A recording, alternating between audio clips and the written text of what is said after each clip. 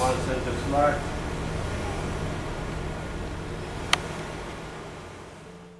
Buenas tardes, mi nombre es Alejandro Beas, ingeniero en transporte de la Pontificia Universidad Católica Valparaíso, MBA en gestión de empresas de la Universidad Federico Santa María y actualmente me desempeño como asesor y consultor en Asia Pacific Chile, empresa dedicada al mundo del transporte.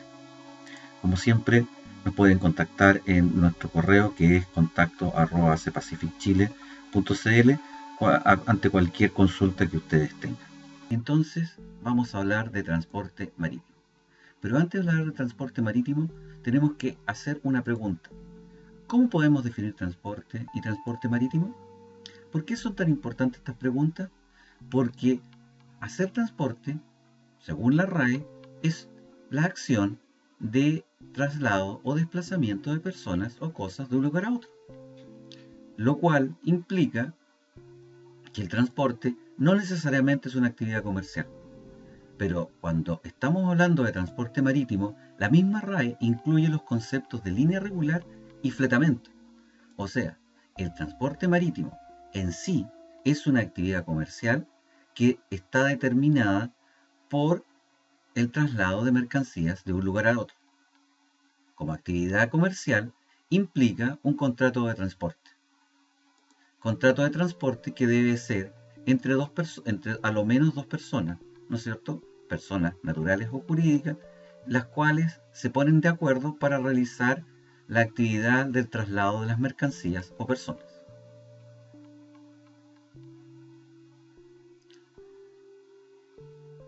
Entonces, nos tenemos que hacer otra pregunta. Para que podamos indicar que la actividad que hacemos es transporte marítimo, ¿requerimos de algunos conceptos? Efectivamente, nosotros podemos decir que existe transporte marítimo cuando a lo menos se cumplen algunos elementos, que hay un contrato de transporte, están identificados los dueños de la carga, está definida una ruta de navegación, existe un proceso que está documentado y está controlado. Sin estos elementos no tenemos transporte marítimo y por lo tanto, si nosotros queremos participar de este negocio, tenemos que hablar en un lenguaje común, para lo cual tenemos que hacer una serie de definiciones. Definiciones básicas como son: ¿qué es el armador? ¿Quién es el fletante o fletador? ¿Quién está a cargo de la administración marítima local? ¿Qué personas participan de un contrato? ¿Y cuáles son las principales organizaciones que están definidas para participar en este negocio? El primero que va a participar es el armador. Es la persona física o jurídica, sea propietaria de la nave, la pareja, la pertrecha y la expede a su nombre y por cuenta y riesgo. Percibe las utilidades que produce y soporta las responsabilidades que las afectan. Un armador es una persona natural o jurídica que se dedica a explotar una embarcación con fines comerciales. El armador es aquel naviero o empresa naviera que se encarga de equipar, aprovisionar, dotar de tripulación y mantener en estado de navegabilidad una embarcación de su propiedad o bajo su posesión, con el objeto de asumir su gestión náutica y operación. No es armador si se entrega la nave para que la explote un tercero. El fletante y fletador son las siguientes personas. El fletante es el proveedor de la nave descrita en el contrato en condición de navegabilidad. Y el fletador es el que recibe la nave para explotarla comercialmente y que se compromete a mantenerla en buenas condiciones. El fletador debe pagar el flete y abonar el flete convenido en forma y momento y condiciones pactadas. Uno de los elementos más interesantes es hablar de la administración marítima local, ya que en esta se definen algunos elementos del Estado, como son el Estado ribereño, el Estado rector del puerto y el Estado de abanderamiento. Estas figuras permiten generar una organización en pro del cumplimiento de las normas del derecho internacional público, para que se conserven estándares de seguridad territorial y marítima, apuntando siempre al objetivo principal de mantener la soberanía de los estados en sus espacios marítimos, salvaguardar la vida humana en el mar, y la protección al medio ambiente marino. El Estado ribereño nace de las necesidades de que un Estado con sus costas pueda legislar inicialmente sobre su mar territorial. La figura del Estado rector del puerto es un acuerdo latinoamericano, conocido como el Acuerdo de Viña del Mar, que nace de la necesidad de verificar que los buques que navegan por la región se encuentren cumpliendo las condiciones de seguridad que exigen los convenios relacionados en ese acuerdo y que tienen como objetivo salvaguardar la vida humana en el mar y protección del medio ambiente marino. Finalmente, el Estado de abanderamiento es una figura del derecho marítimo internacional que observa la autoridad que tiene el Estado sobre los buques que enarbolan su pabellón. Otro elemento importante son las personas que participan en el contrato, como son el consignante y el consignatario, que son personas naturales o jurídicas que por cuenta propia y habitualmente remiten mercancías o las reciben a su nombre o a su orden con sus destinatarios finales, en los conocimientos de embarque, cartas de porte de guías y los manifiestos.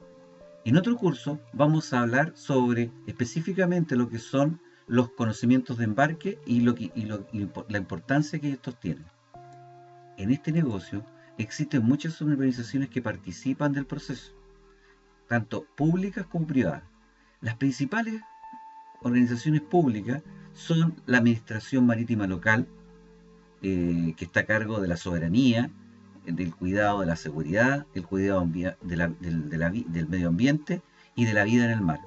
En Chile, este trabajo lo realiza principalmente la Directemar, en Argentina la Prefectura Naval, en Panamá la AMP, en Perú la DICAPI y en México la CEMAR, por ejemplo, que son organizaciones que están a cargo de estos elementos. La otra organización pública que es muy importante en el negocio marítimo es la aduana, que está a cargo de controlar las mercancías que entran y salen y cobran los impuestos y tasas correspondientes.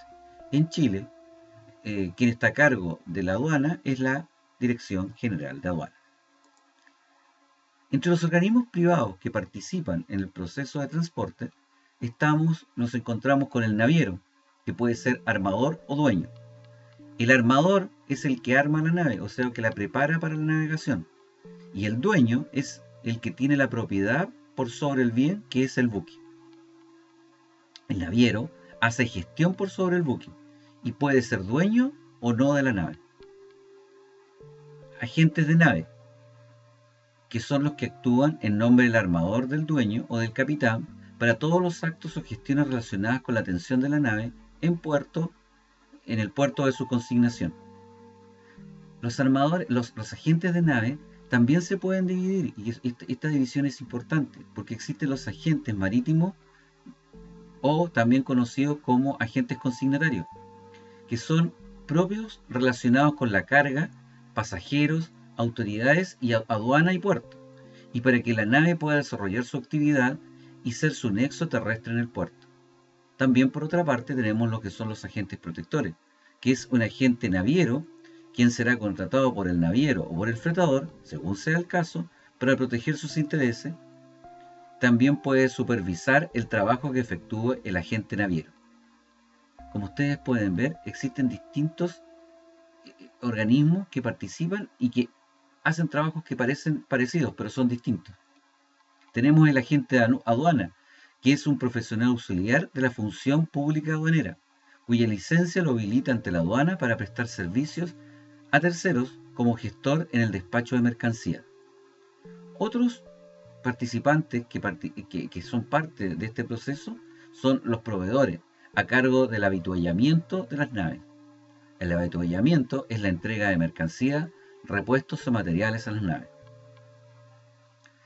Y vamos a encontrar otras organizaciones, como son las empresas de estiva, que son las que están a cargo del movimiento de las cargas en los puertos, las empresas de mollaje, las empresas que realizan reparaciones y mantenciones a las embarcaciones. Finalmente, vamos a hablar de los tipos de contratos de fletamento. Los tres tipos de contratos de fletamento más conocidos son el Voyage Charter o contrato por viaje, el Time Charter o contrato por tiempo, o el Bareboat, que es el contrato a casco desnudo. El Voyage Charter tiene una característica especial en la cual el armador está a cargo de los combustibles, los gastos de puerto y todos los gastos que tenga la nave. En este tipo de contrato es mucho más simple determinar el costo por metro o por tonelada transportada, o por container transportado, o por unidad transportada. ¿Por qué? Porque como están todos los gastos, se divide solamente el total de gastos por el número de unidades que se está transportando. Este tipo de contrato simplifica al fletador y lo utilizan principalmente fletadores que tienen menos experiencia en el transporte marítimo y que están dispuestos a pagar por cuenta de un tercero todo lo que significan los gastos del combustible y en los gastos de puerto.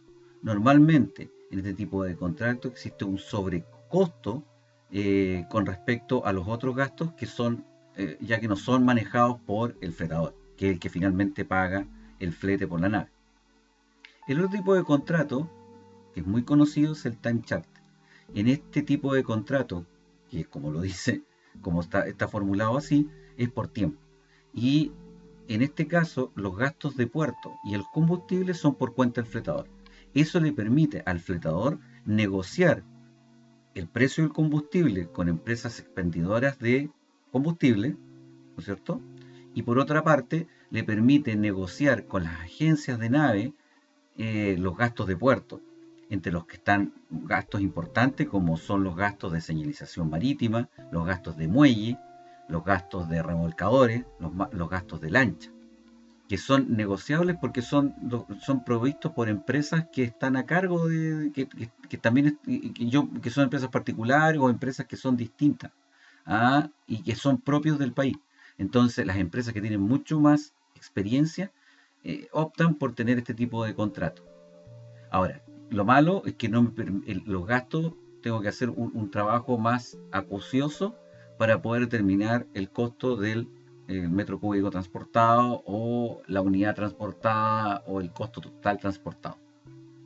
Finalmente, el último tipo de contratos que existe es el bareboat o a casco desnudo, en los cuales el fletador se hace cargo de todos los gastos del buque, incluyendo la tripulación, el avituallamiento y la mantención de la nave.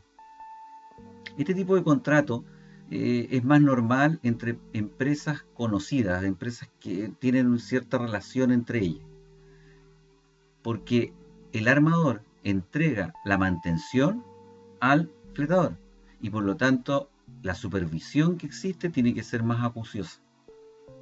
Espero que este capítulo nos haya servido para que entendamos un poco más lo que significa el transporte marítimo. Hemos hecho una serie de definiciones que nos permitirán poder conversar más adelante acerca de lo que es el transporte marítimo y la terminología que se utiliza en la industria. Muchas gracias. Nos vemos en la próxima.